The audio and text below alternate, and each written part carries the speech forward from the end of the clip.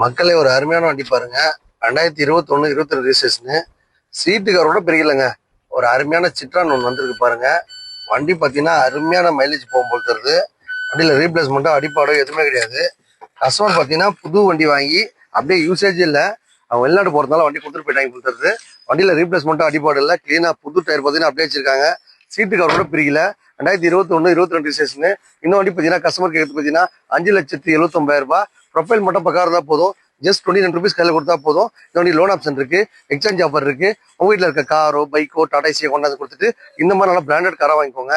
Government காசு வர எல்லா வண்டிக்கும் லோன் ஆப்ஷன் இருக்க மாதிரி இந்த வண்டி லோன் ஆப்ஷன் இருக்கு. முக்கியமான ஸ்பெஷாலிட்டி, உங்க வீட்டில் பைக் இருக்கா, கார் இருக்கா, டாடா ஏசி இருக்கா, எப்படி பண்ணலாம் சரிங்க, கொண்டாந்து கொடுத்துட்டு இந்த மாதிரி நல்ல வண்டி வாங்கிக்கோங்க. சூப்பராக மைலேஜ் போகும்.